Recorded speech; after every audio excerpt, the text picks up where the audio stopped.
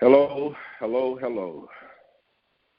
Today, December 22nd, 2021, this is recording 301. It's entitled, Eyes Opened to See God Clearly, or to be able to see or have a better understanding of God. My motivation for this is Numbers chapter 24. And chapter 24 is a continuation of a story where there's a prophet, a divining prophet named Balaam, who has been called by the king Barak to curse Israel. And Balaam comes over, and through a series of events, Balaam makes the statement, and when Balaam saw that it pleased the Lord to bless Israel, he did not go as at other times to seek divinations, but set his face toward the wilderness. And that's what got me. Because, you see, Balaam was supposed to be a prophet, but yet he also had his other ways of doing things. And I'm quite sure you can look out at people and see how people do things that they know of maybe a little bit off the path, even though they're carrying a legitimate reputation. It says Balaam was called to curse the Israelites. And the Israelites were encamping tribe by tribe. See? Now, like I said, when we just take a story the way a story is written, then we replay that story as a story, and its meaning, its hidden meaning, may just shoot right past us. It says Balaam was called by King Balak, which is an evil king, to curse God's people. And God's people were encamping, meaning they were setting up where God told them to set up, and they were setting up tribe by tribe.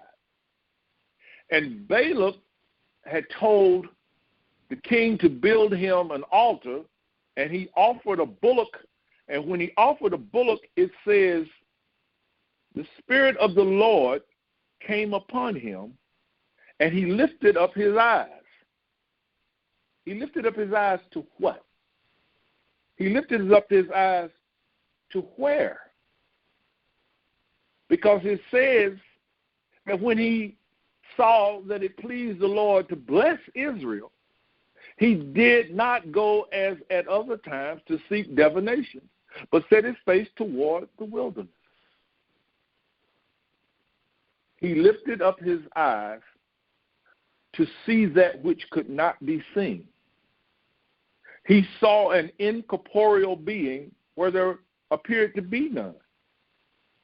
And what is incorporeality? It's the place where all truth abides. And I hope to give you a better understanding, because all truth abides, all dominion, every law abides in an invisible realm.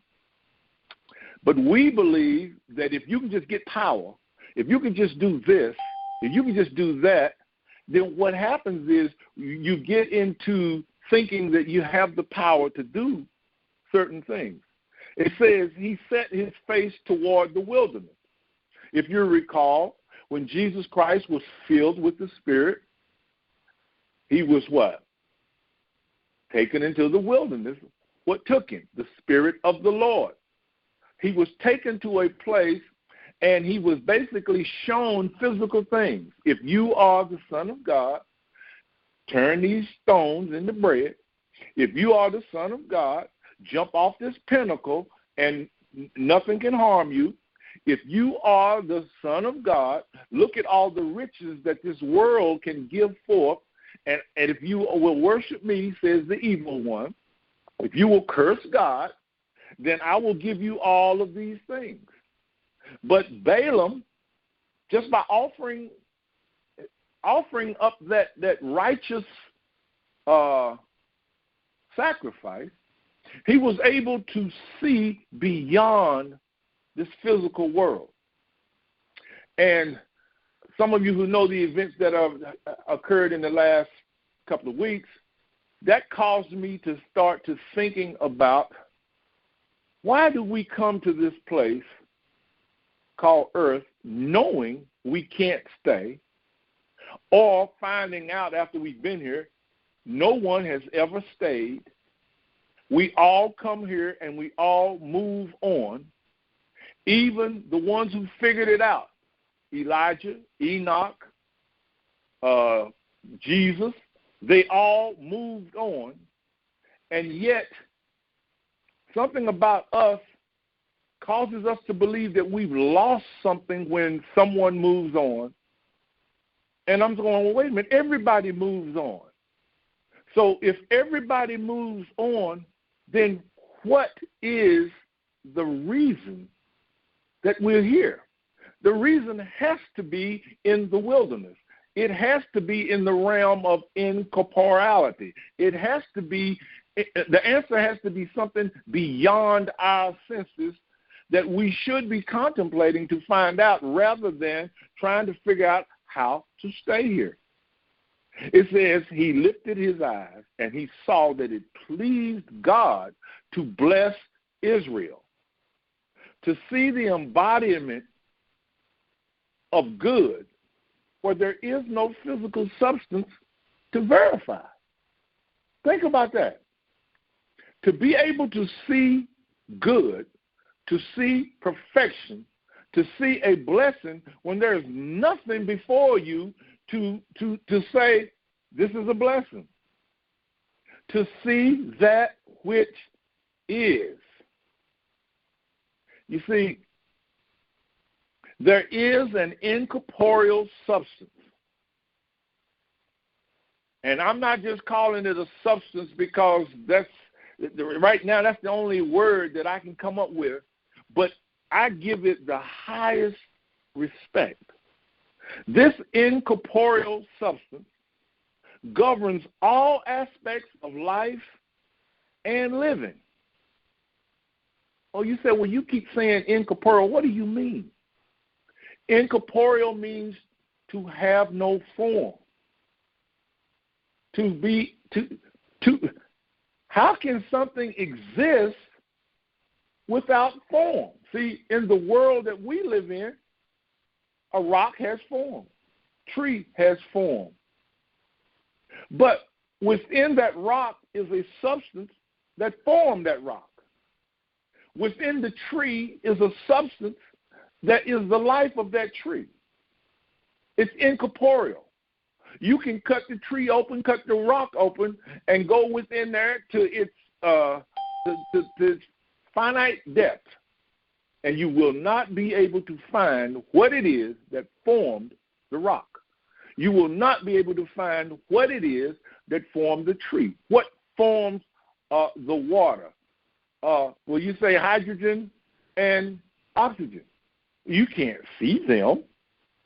But yet when they come together in their perspective formula, something appears. There is something beyond this physical realm that we're living in that controls everything. And I'm going to give it a word. I call it the wilderness. Why do I call it the wilderness? Because the wilderness is something you don't understand. You don't know where you're going. You don't know how to get where you're going. You're just whacking trees and cutting down stumps and moving around things, and you try to get to a place of comfort.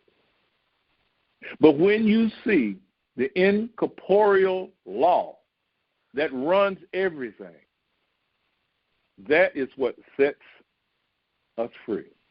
Because once you see it, you know that it is forever eternal. You know that it is truthful.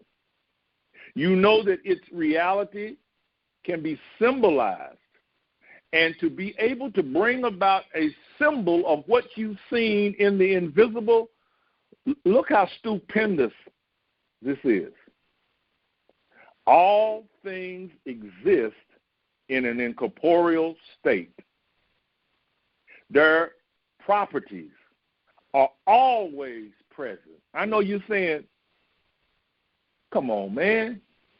You're not making any sense what you're saying. I will in a second here. Listen. To contemplate God and his attributes is the key that accesses what man calls invention. Look on your TV, look in the halls of invention, what does it say? Be an inventor. And you see these people coming up with all of these things they call inventions. Where'd they get these concepts from? They had to see them in the invisible first and then bring them to a symbol that could be functional in this three-dimensional state. Here's proof. At one time, a computer filled an entire room. Think about it. Remember when we were kids? IBM had computers, and it filled it looked like it meant multiple computers, but they all were chained together to bring about a function, and they filled the entire room. Now you can fit that very same computer in your hand. Think about it. What changed? I had a brother-in-law that one time invented what they call the automatic door opener on a car. And if any of you have seen those old war movies, it was that big. It was like a big old walkie-talkie about 12 inches, 8 to 12 inches long with a big old antenna sticking off the top. And you push the button and this car door opens. How do you open your car now? It'll fit in your hand. You just push a button. Did the technology change? No. No, it did not. You see, the incorporeal properties that govern those inventions, it still exists in its perfection. And when a man can see it, when he can see it, then he can bring about a symbol of it. Einstein contemplated the laws of energy. And what did he say? The voice gave him E equals MC squared. Where did he get that from? It has always been in the invisible realm. It's always there for everybody to partake of. And when we partake of it, it's for the use of every person. And I've even heard a story one time where he said to his best friend, make sure that this find that I have does not fall into the wrong hands because, and then next thing you know, what do we have? The atomic bomb. When that is not what he wanted. What am I trying to say? The incorporeal realm is filled with every answer that a man can contemplate. It is there to give itself to whosoever contemplates it. The only thing that changes is how man chooses to symbolize what he's found. At one time, the computer, like I said, was so big it filled up an 8 by 12 room, or 14 by 14, or 14 by 20. It just all depends.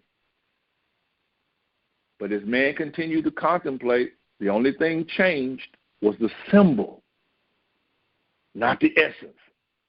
If you go back to the old computer, the properties that run the first computer are the same properties that run this one. Yes, I am headed somewhere with this, y'all. The essence of the universe is incorporeal, ever present, and when contemplated with love, will present their value to all of mankind freely. I'm going to say that again. The essence of the universe is incorporeal. It fills all space. It is everywhere. It cannot be divided. It cannot be corralled. It cannot be fought against, for it is what it is.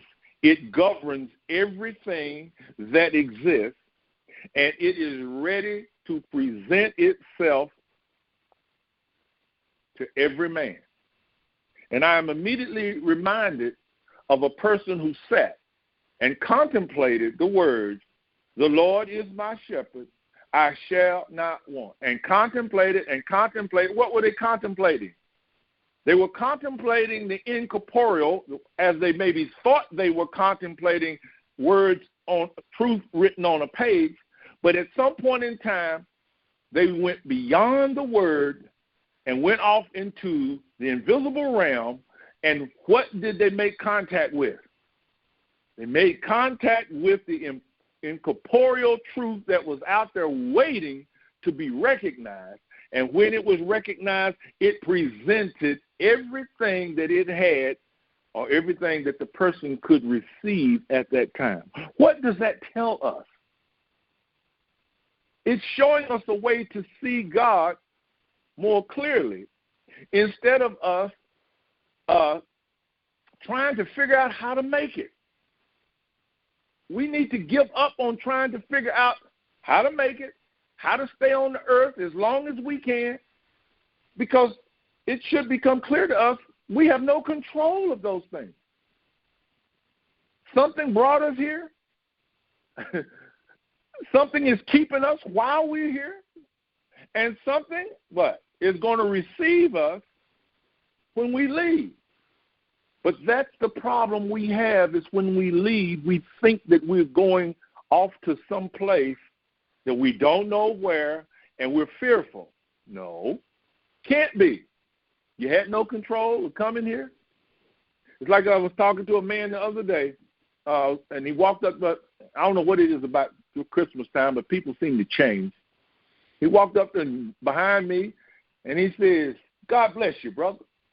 And I turned around and I said, "And God bless you." He said, "No, I mean, be blessed, my brother."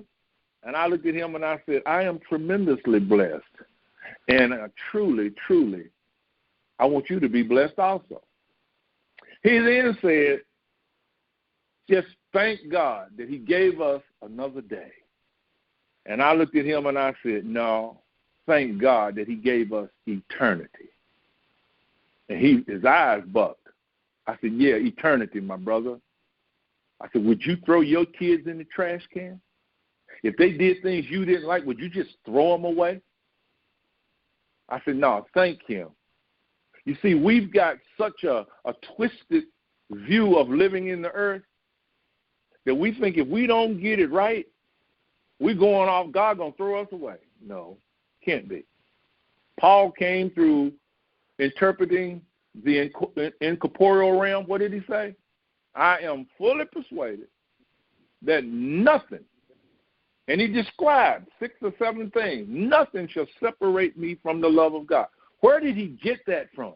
He's saying that it does not matter what happens. I have killed people in the past, and then he said, "But that wasn't me.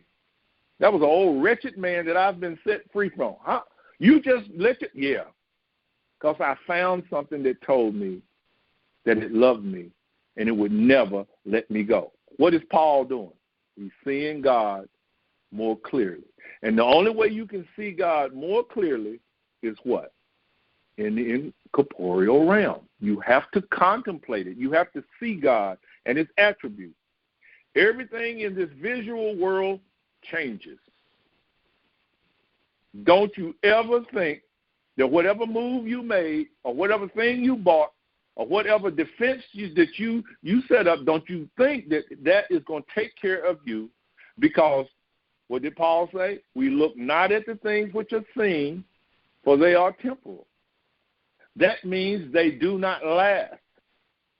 So therefore, we are faced with change every day. Why? Because they're under a temporal domain. However, everything in the world of spirit is always perfect and eternal. So what should we be doing? What should we be contemplating? The Lord is my shepherd.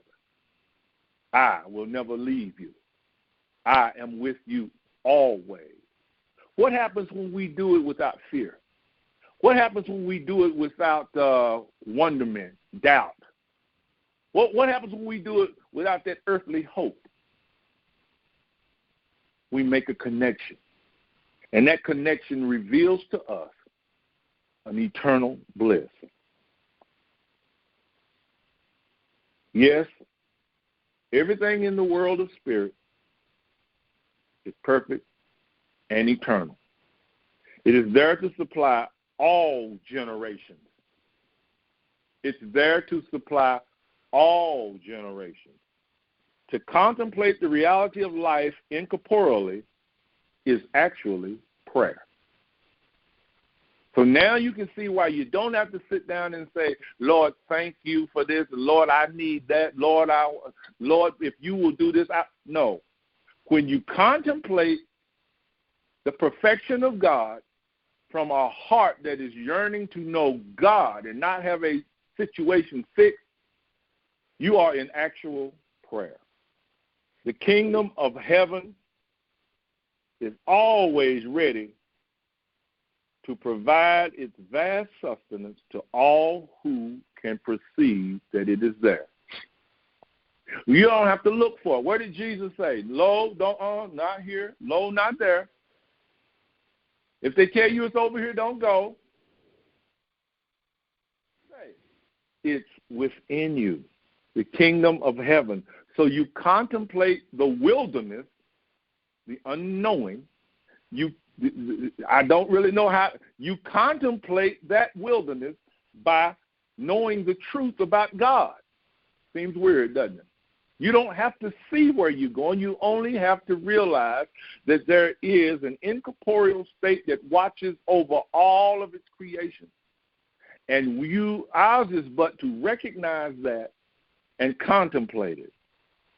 This is the Christ within, able to perceive the fatherhood of the one unseen but ever present. That's what the Christ is. To understand the relationship of incorporeality to visible existence is to understand God's relationship to creation's existence. There is a domain incorporeal providing all things to all of its visible forms, its visible formation. I'll say that again. There is a domain incorporeal, unseeable with the naked eye, providing all things to all of its visible formation. What did I just say? The Lord watches over his word to perform it. To perceive this is to set one's eyes toward the wilderness of living and enter into an infinite, gratifying exploration. Where then is this exploration going on? It's going on with me. I need not step anywhere or go anywhere. I need not go to the other side of the world to find the Spirit of God. I need not go to a holy water fountain. I need not go to a holy shrine. Why? Because I am the holy temple. I am where the exploration takes place. And if I but know what I'm looking for, what am I looking for? I'm looking for the incorporeal one. Why? Because he says he's there. In the thick darkness, he's there. To no one on earth has God given the privilege of self-sufficiency. I'm going to repeat that. To no one has God given privilege of self-sufficiency. I don't care how many possessions you have. I don't care how much money you have, how many investments, how much whatever. That is not your self-sufficiency. It's good to use, good to have those things to use, but not to depend on. Why? Because our sufficiency is of God, the incorporeal one. As Balaam went on to say, the man whose eyes are opened, who has heard the word of God, who has seen the vision of God, he said, how beautiful the tents, O Jacob, and your tabernacles, O Israel. How could he say such a thing?